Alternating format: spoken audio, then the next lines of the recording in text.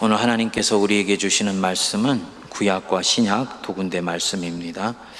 먼저 이사야서 11장 6절부터 9절까지 구약성경 981쪽 있습니다. 그때 이리가 어린 양과 함께 살며 표범이 어린 염소와 함께 누우며 송아지와 어린 사자와 살진 짐승이 함께 있어 어린아이에게 끌리며 암소와 곰이 함께 먹으며 그것들의 새끼가 함께 엎드리며 사자가 소처럼 풀을 먹을 것이며 젖 먹는 아이가 독사의 구멍에서 장난하며 젖된 어린아이가 독사의 굴에 손을 넣을 것이라. 내 거룩한 산 모든 곳에서 해댄도 없고 상함도 없을 것이니 이는 물이 바다를 덮음같이 여호와를 아는 지식이 세상에 충만할 것임이니라. 아멘. 신약의 말씀 사도행전 19장 8절부터 20절까지 말씀입니다. 신약성경 220쪽 근처에 있습니다. 바울이 회당에 들어가 석 달 동안 담대히 하나님 나라에 관하여 강론하며 권면하되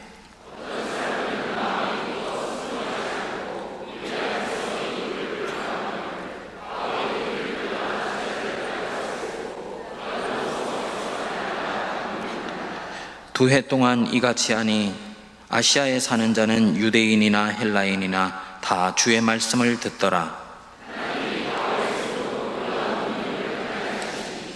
심지어 사람들이 바울의 몸에서 손수건이나 앞치마를 가져다가 병든 사람에게 얹으면 그 병이 떠나고 악귀도 나가더라.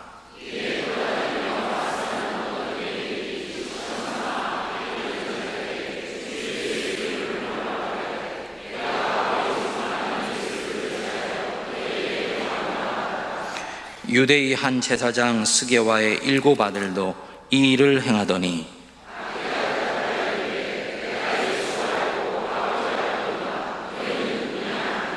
악귀 들린 사람이 그들에게 뛰어올라 눌러 이기니 그들이 상하여 벗은 몸으로 그 집에서 도망하는지라.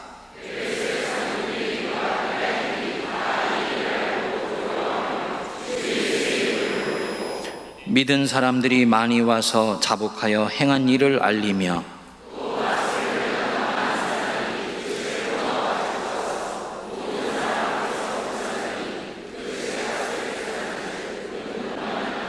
함께요. 이와 같이 주의 말씀이 힘이 있어 흥왕하여 세력을 얻으니라. 아멘. 여러분들은 자신이 어떤 세상 속에서 살고 있는지, 내게 어떤 문화가 영향을 미치고 있는지, 또 나는 어떤 문화에 영향을 주면서 살고 있는지 명확하게 알아차리면서 살고 계십니까? 목사님, 그냥 그리스도인이 하나님 믿고 신앙생활 잘 하면 되고 내게 주신 직장에서 직업인으로서 성실히 살면 되는 것이지 내가 어떤 문화 속에서 살고 있는지를 아는 것이 뭐 그리 중요한 일입니까? 라고 생각하는 분들도 계실 것입니다. 그러나 여러분, 문화가 개인에게 미치는 영향은 복음이 성도들에게 미치는 영향만큼이나 대단히 강력합니다. 심지어는 복음의 영향보다 문화의 영향이 더 강한 분들도 있습니다. 아무리 건강한 사람일지라도 오염되어 있는 물을 반복해서 마시게 되면 어느 날 몸이 병들어 있는 것을 보게 되는 것과 같은 이치고요. 또 아무리 싱싱한 물고기랄지라도 자기가 살고 있는 바닷물이 썩어 있으면 그 물고기는 오래 생명을 유지할 수 없는 것과 같은 이치가 이 복음과 문화, 성도와의 관계입니다. 그래서 정리를 하면 성도는 크게 2가지의 강력한 영향 속에서 살아간다 라고 말씀을 드릴 수가 있습니다. 첫 번째로는 살아계신 하나님의 영향이고요, 두 번째로는 우리를 둘러싸고 있는 문화의 영향입니다. 우리 성도들이 흔히 보면 하나님의 인도와 보호하심 속에서 살아가는 것에 대해서는 늘 관심을 갖지만 내가 사는 세상에서 이 세상이 가진 강력한 문화에 의해 나는 직접 간접적으로 영향을 받고 있다는 것을 쉽게 잊어버리는 경우들이 대단히 많이 있습니다. 좋은 문화는 복음의 친구라면 악한 문화는 복음의 원수이다 라는 건 여러분 꼭 기억하셔야 됩니다. 오늘날 우리 그리스도교가 가지고 있는 신앙의 약점이 바로 이 부분입니다. 복음은 개인에게서 시작을 합니다. 내면에서 시작을 합니다. 아무도 볼 수 없는 내 영혼 깊숙한 곳에서부터 복음은 살포시 뿌리를 내리고 성장하기 시작합니다. 그러나 복음은 개인에게서 그치지 않습니다. 교회로 확장되고 공동체로 퍼져나가며 결국 이 복음은 민족과 역사와 우주 전체까지 강력하게 영향을 미치시기를 원합니다. 복음은 내면에서부터 시작합니다. 그러나 끊임없이 밖으로 확장되고 뻗어나가려고 하는 속성을 가지고 있습니다. 하나님의 힘입니다. 그런데 우리는 어느 순간 이 복음을 심리의 영역과 내면의 영역과 영혼의 영역으로 국한시켜 버렸습니다.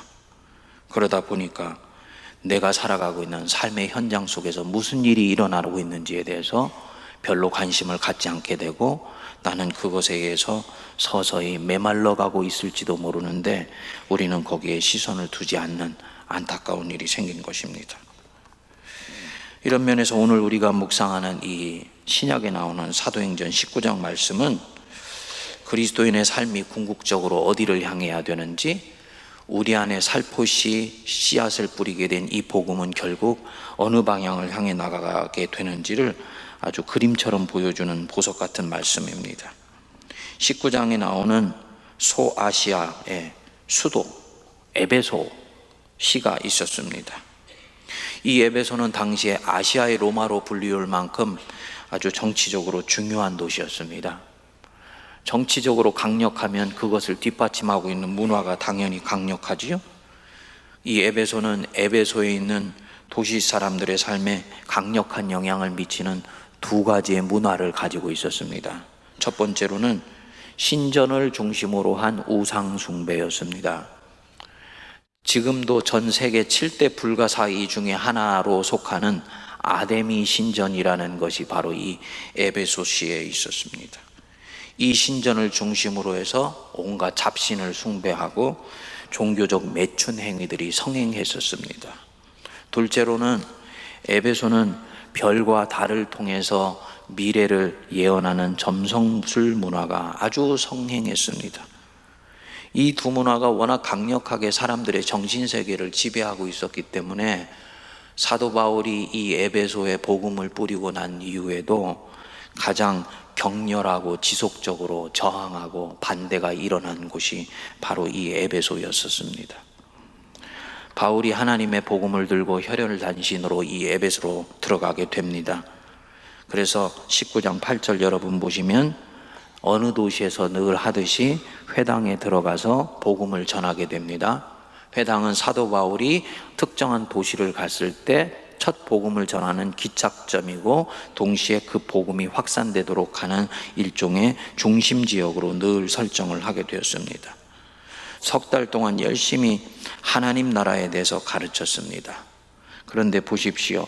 9절, 어떤 사람들은 마음이 굳어 순종하지 않고 무리 앞에서 이 도를 비방했다 그렇습니다. 이상합니다. 똑같은 말씀을 들었는데 말씀을 듣고 은혜를 받아서 감격하며 회개하며 눈물을 흘리는 사람이 있는가 하면 그렇게 은혜 받는 사람 멀뚱멀뚱 바라보고 있으면서 나한테는 아무 반응이 일어나지 않는 사람이 있습니다. 왜냐? 마음이 굳어 있기 때문입니다. 이 바로 에베소 사람들 중에서 마음이 굳어 있는 사람이 있었던 것입니다. 성도들이 신앙의 성장과 변화가 빨리 일어나기 위해서라도 여러분들 마음이 부드러운 마음이 되어야 됩니다. 그걸 일컬어서 성경에서는 온유하고 겸손한 사람이라고 그럽니다. 온유하고 겸손하다는 것은 다른 사람을 대하고 하나님을 대하는 태도일 뿐만 아니라 그분이 자기를 계시하신 하나님 말씀 앞에 섰을 때 나타나는 태도를 말하는 것입니다.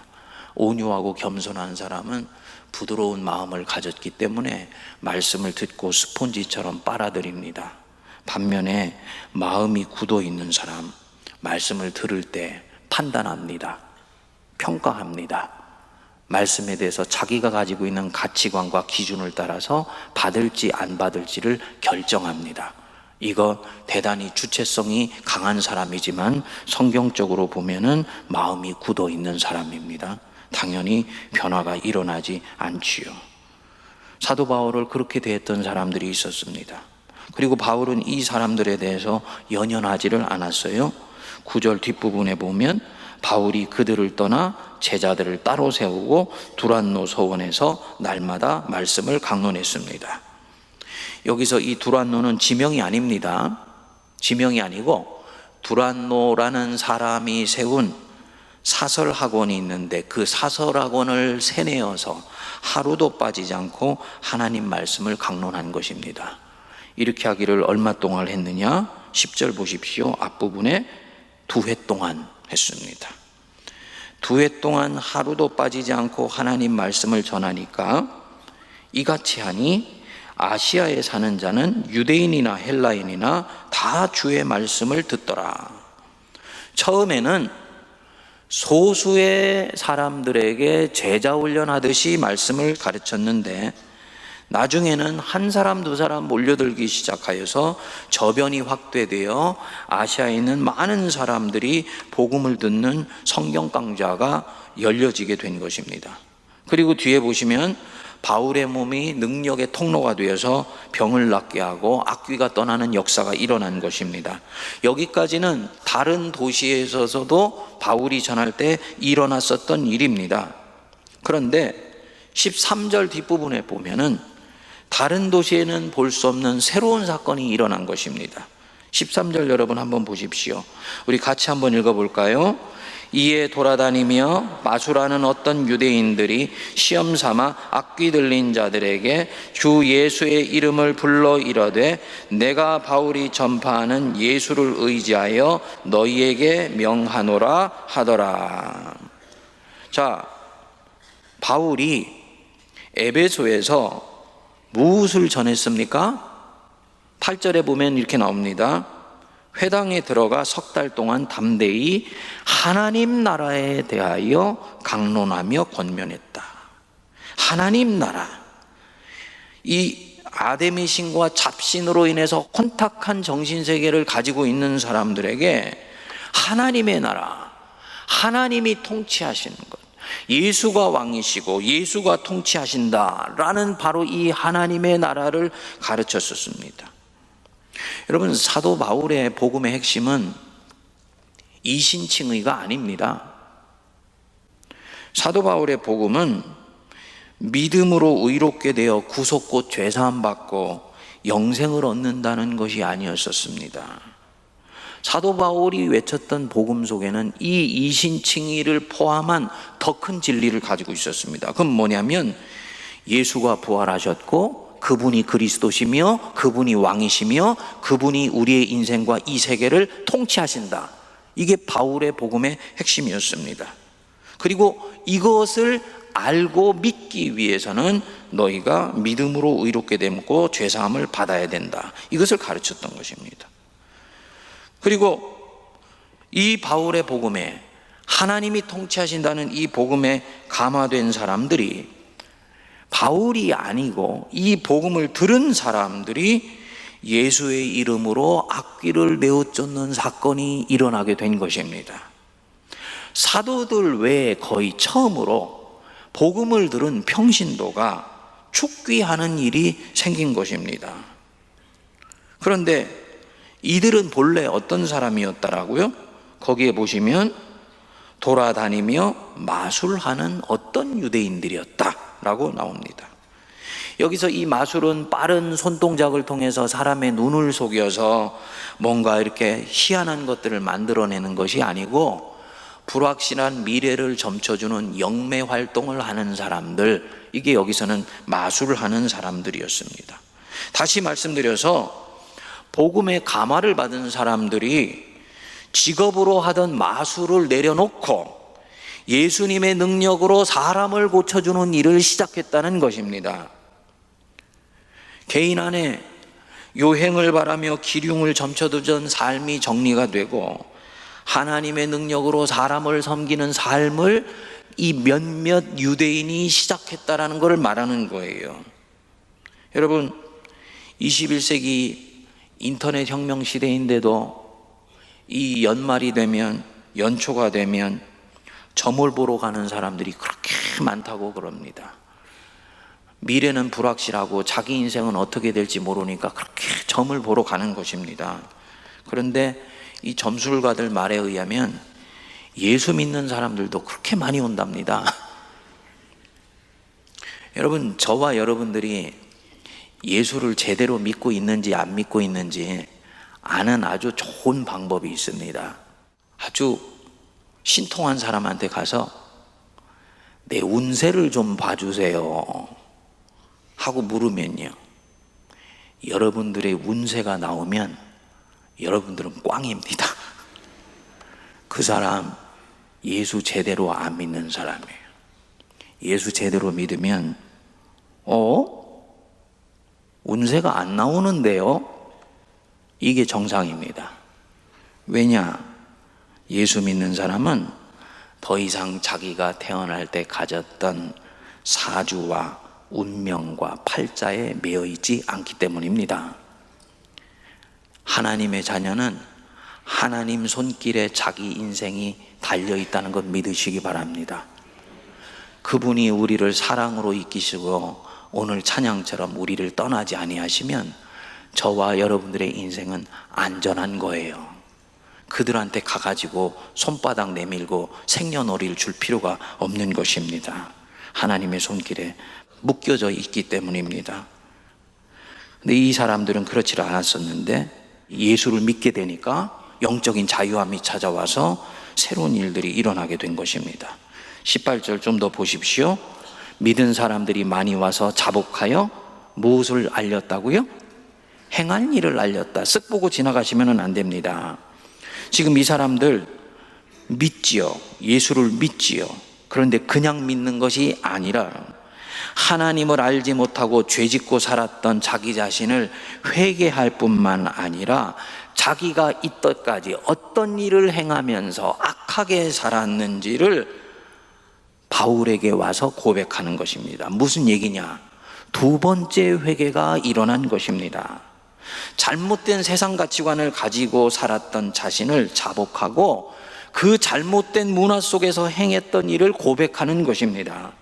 첫 번째 회개가 내면의 회개라면 두 번째 회개는 잘못된 가치관에 대한 회개입니다. 오늘날 우리 성도들이 은혜로 구원받는다 하면서 값싼 은혜에 머물러 있어서 이 에베소 교인들이 가졌던 소중한 두 번째 회개가 일어나지 않는 경우가 대단히 많이 있습니다. 세상적 가치관으로 살고 있는 자기 자신을 조금도 자책하거나 회개하지를 않아요. 정직하게 상거래하지 않는 것을 회개하지 않고, 사용자는 부당하게 직원들을 부려먹는 것에 대해서 회개하지 않고, 그리고 근로자는 정직하고 성실하게 일하지 않는 것을 회개하지 않습니다. 여러분들에게 주신 모든 직업은 하나님이 주신 소명의 현장이라는 것을 반드시 아셔야 됩니다. 그런데 그 소명의 현장을 부르심으로 진실되게 열심히 최선을 다해서 일하지를 않고 그저 먹고 살기 위해서 일하는 것에 대해서 회개하지를 않는 것입니다. 정치를 하더라도 공무원으로 섬기더라도 예수를 믿는 사람은 믿지 않는 사람과 달라야 되는데 그들과 별반 다른 바 없이 정당 활동을 하고 그렇게 공무원 생활을 하는 것에 대해서 회개하지 않는 것입니다. 무엇이냐? 예수 믿고 가치관이 회개하지를 않는 것입니다. 사실은 목사 잘못이고 교회 잘못입니다. 이신칭의만 가르쳐서 내면의 변화만 말했지, 사도 바울처럼 하나님 나라, 예수가 왕이다라는 것이 우리 인생과 직업과 세상을 살아가는 내 자신에게 구체적으로 무엇을 뜻하는지에 대해서 집요하고도 치밀하게 가르쳐 주지를 않았기 때문입니다. 여러분, 저와 여러분들이 세상 살면서 항상 진지하게 물어야 됩니다. 나는 문화의 지배를 더 강력하게 받는가? 하나님의 통치를 더욱더 강력하게 받고 있는가? 물어야 됩니다. 많은 사람들 교회 왔을 때는 하나님의 통치를 받는데 교회를 떠나자마자 문화의 통치를 더 강력하게 받는 사람들이 얼마나 많이 있는지 모릅니다. 이 에베소에서는 전혀 다른 일이 일어나게 된 것입니다. 좀 더 보십시오. 사도행전 19장에 일어난 복음의 능력이 개인의 문화를 바꾸는 데서 끝나지 않습니다. 거기에 보시면 19절 우리 한번 같이 읽어볼까요? 또 마술을 행하던 많은 사람이 그 책을 모아 가지고 와서 모든 사람 앞에서 불사르니 그 책값을 계산한 즉 은 5만이나 되더라. 이 마술 문화가 성행했던 이 에베소 지역에 복음의 능력에 의해서 이 마술이라는 것이 결국은 헛개비고 지나가는 것이며 속임수라는 것, 설사 속임수가 아닐지라도 예수 믿는 사람은 더 이상 이런 주술 행위에 의해서 인생이 결정되지 않는다는 것이 판가름 나게 되자 사람들 안에 가치관이 바뀐 것입니다. 그렇구나, 인간이 사주팔자로 사는 것이 아니구나, 별자리가 내 운명을 정하는 것이 아니구나, 살아계신 하나님이 이 천지를 만드셨고 내 삶을 주관해 가시는구나, 이것들이 딱 마음에 깨달아지니까 영적인 자유함이 찾아와서 결국은 시에 사는 사람 전체가 스스로 우상 문화를 부정하고 요행을 바라는 가치관을 포기하고 읽고 있던 그 주술책들을 한데 모아가지고 불살러 버렸던 것입니다. 얼마나 많았는지 그거 책값 계산한 즉 은 5만이나 되었다. 복음이 한 도시에 들어가니까 한 사람의 가치관을 바꾸고 그것이 모이고 모여져서 그 도시 속에 있는 문화 전체가 변혁되는 역사가 일어났던 것입니다. 여러분, 이것이 복음이 가는 궁극적인 길입니다. 복음은 잘못된 문화를 절대로 그냥 받아들이지 않아요. 잘못된 문화와 복음은 싸우고 나아가서 변혁시키려고 합니다. 내가 그것을 싸워서 변혁시킬 힘이 없을 때는요, 이스라엘이 애국을 떠나듯이 제3의 곳으로 가서 대안적인 문화를 가진 공동체를 새롭게 만듭니다. 그게 복음이 가는 길입니다. 타락한 본성은 타락한 문화를 만들고 타락한 문화는 복음에 강력한 영향을 준다는 걸 알기 때문에 하나님은 이 흐름들을 이끌어 가시는 것입니다. 이 타락한 문화 안에는 악마적인 힘이 흐르고 있다는 걸 여러분 꼭 기억하셔야 됩니다. 누가는 에베소에서 무엇이 사람들의 영혼을 피폐케 하는지를 살펴보고 난 뒤에 이 19장에서 반복해서 악귀가 역사했다라는 말을 씁니다. 그런데 이 다른 도시에서는 귀신을 내어 쫓았다는데 에베소에서는 악귀를 내어 쫓았다. 영어 성경으로는 찾아보면 데몬이 아니고 evil spirit이라고 나와 있습니다. 즉 잘못된 문화를 타고 흐르는 악한 스피릿, 악한 정신을 내어 쫓은 것입니다. 복음의 능력에 의해서 이 악한 스피릿이 축출된 거예요. 문화는 단순히 어떤 제도나 그 제도를 뒷받침하는 가치관이다 이렇게 생각하면 안 됩니다. 그 안에는 반드시 스피릿이 들어있습니다. 그 인간성을 파괴하는 악한 스피릿이 이 에베소 이 시 안에 문화 속에 흐르고 있었던 것입니다. 오늘날도 세상 안에 있고 교회 안에도 악한 스피릿이 정돈되지 않고 남아있는 경우가 있지요. 한 개인이 예수님 앞으로 나와서 신앙 안에서 자라려고 할 때 어김없이 걸림돌이 되게 만들고 시험에 들게 만들고 실족하게 만드는 것입니다. 사람들의 문화 속에 있고요, 습관 속에 있고요, 어떤 경우는 전통을 통해서 흐르기도 하고 우리가 명확하게 인지하지 못하지만 분위기 속에서 이런 것들이 횡행하기도 합니다. 목회를 하고 교회를 섬긴다는 것은 무엇이냐? 결국은 성도들의 신앙이 성장하고 성숙하는 데 걸림이 되는 이 악한 스피릿을 제거하고 그들이 아름답게 성장할 수 있는 좋은 환경과 좋은 생태계를 만들어주는 것이 결국 목회의 가장 중요한 부분 중에 하나입니다. 결국은 복음이 새로운 정신을 빚어내고 이런 타락한 문화를 새롭게 하는데 이 악한 스피릿을 내어모는 것 대단히 중요한 것입니다. 종교개혁자 칼뱅, 우리 장로교회 창시자지요. 유럽의 제네바시에서 종교개혁을 할 때 당시 스위스 제네바는 유럽 불황자들의 난민촌과 같았던 곳입니다. 온갖 집시들이 다 이 제네바시와 제네바를 중심으로 한 스위스에 모여 있었습니다. 칼뱅이 들어가서 이 도시를 개혁하면서 교회에서 단순히 하나님 말씀을 전하는 것으로 그치지 않고 교회로부터 시작하여서 교회가 터하여 있는 제네바시 전체를 실제로 하나님이 다스리시는 곳으로 만들기를 원했습니다. 사람들의 생각, 가치관, 생활 풍습을 철저히 하나님 말씀 위에 올려놓겠다라는 다짐을 하고 본인의 말씀을 통해서 바른 세계관과 가치관을 습득한 장로님들이 시와 국회 구석구석에 들어가서 그 사회의 문화를 변혁하는 일들을 하게 됩니다. 시에서 향락을 몰아내고요, 불황자들 안에 있는 게으르고 부정직한 속성들을 질타했습니다. 심지어는 여자들이 입고 다니는 치마의 길이까지도 교회가 직접 자로재어서 규정에 어긋날 경우는 벌을 가할 정도로 아주 교회가 엄격하면서도 이 영적 권한이 강력했습니다.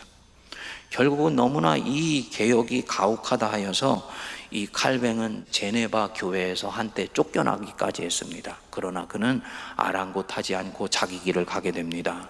후에 이 제네바로 다시 밀려드는 카톨릭 교회를 대항할 수 있는 사람은 바로 칼뱅밖에 없다 생각한 사람들이 다시 이 제네바 교회로 초대를 하게 되고, 그가 목회하고 물러날 무렵에 영국의 존 넉스 장로교 창시자가 이 제네바시를 방문하게 됩니다. 그리고 극찬하면서 말을 했습니다. 초대교회 이후 제네바처럼 하나님의 통치가 온전히 임하였던 곳을 나는 본 적이 없다. 칼뱅이 제네바는 물론이고 그때로부터 500년이 지난 지금까지도 스위스와 제네바에 준 중요한 선물이 하나 있습니다. 복음을 통해 국민성을 바꿔준 것입니다. 불황자 기질을 가져서 게을렀던 사람들, 부정직했던 사람들, 그저 하루 먹고 살기 위해서 수단과 방법을 가리지 않았던 이 사람들에게 기독교 복음을 통해 정직하고 근면하게 사는 법을 가르쳐 준 것입니다.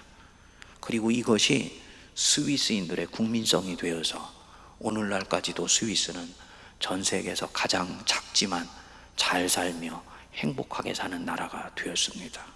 여러분, 복음이 세상에 줄 수 있는 선물입니다. 하나님이 우리 이 땅에도 바로 이 선물 주시기를 원하십니다. 교회는 예배당 안에만 갇혀 있으면 안 돼요.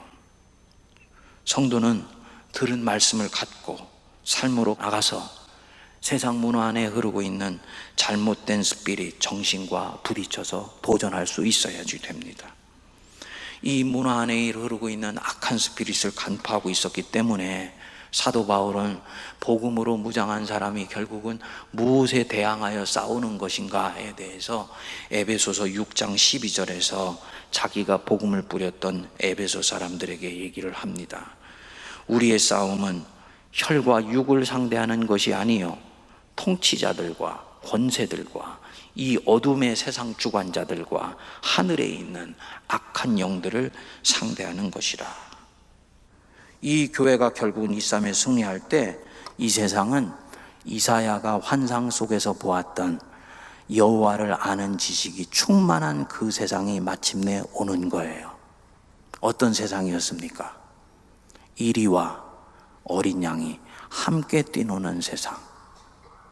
이리가 자기의 포악성을 내려놓고 여호와를 아는 지식 안에서 순한 양같이 되어서 함께 있을 수 있고, 그것 때문에 어린 양은 강자에게 잡아먹일까 봐 두려워하지 않아도 되는 그 세상이 오게 된다는 거지요.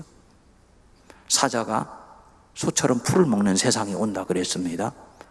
누군가를 잡아먹어야지 생존할 수 있는 세상이 아니고 생명을 얻기 위해서 풀을 먹는 것으로도 충분한 세상이 온다는 것입니다. 독사의 굴에 어린아이가 손을 넣어도 안전하다 그랬습니다. 독사가 맹독성을 제거했기 때문이에요. 그리고 자기에게 오는 그 부드러운 손을 무는 것이 아니고 오히려 어루만져주는 바로 그런 세상이 결국은 하나님 안에서 오게 될 것이다. 여러분들은 보시면서 그게 뭘 얘기하는가 눈을 멀뚱멀뚱 뜨고 계신데, 여러분, 이것이 교회가 꿈꾸는 세상입니다. 교회가 이 꿈 포기하면요, 죄송하지만 그것은 교회가 아닙니다. 제도 일소는 있지만 주님이 만드신, 주님이 꿈꾸시고 기도하시고 계신 교회는 아닌 거예요. 오늘날의 세상은 이것과 정반대로 가고 있는 것처럼 보입니다.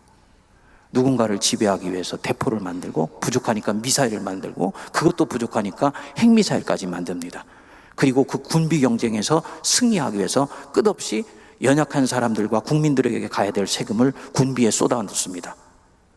우리는 그것이 세상이라고 생각합니다. 그러나 교회는 그것을 바라면서 이것은 주님이 기뻐하시는 세상이 아니다라고 말할 수 있을 때, 교회는 이사야가 11장에서 봤던 그 환상을 계속 보며 교회의 길을 가고 있는 것입니다.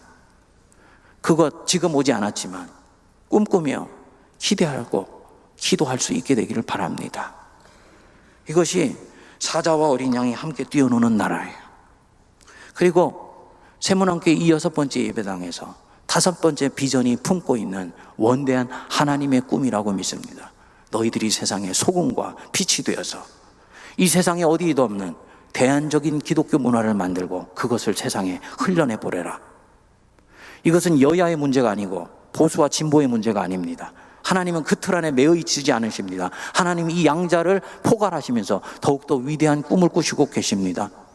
사랑이 다스리며 평화가 지배하며 한 개인의 자유가 철저하게 존중받으면서도 동시에 강자가 약자를 섬기고 돌보며, 약자는 자기의 약함을 빌미로 하여서 다른 무엇인가를 다시 주장하지 않는 바로 그런 나라, 그런 세상, 바로 그런 교회와 그런 세상을 꿈꾸며 우리 세문안교회가 이 6번째 예배당을 아름답게 빚어갈 수 있게 되기를 바랍니다. 물론 지금은 우리는 이 꿈을 실현할 수 있는 능력이 없습니다. 실현할 능력이 없는데 이 비전을 얘기하는 것은, 그것은 구호나 슬로건에 그칠 뿐입니다. 이것이 진정으로 실현될 수 있기 위해서는 저와 여러분들의 심령 속에서부터 진정으로 예수가 왕 되시고 예수가 통치자 되셨을 때, 그것으로 무장한 사람들이 세상에 나가서 그릇된 문화와 가치관에 고개 숙이지 않고 두려움을 내어 쫓으며 담대하게 하나님 말씀 안에서 살아가는 새로운 사람으로 변화되는 역사가 일어나게 될 것이기 때문입니다. 그것을 꿈꾸면서 오늘도 대안의 일꾼으로 내 자신을 세워가는 저와 여러분 되시기를 주의 이름으로 축복드립니다.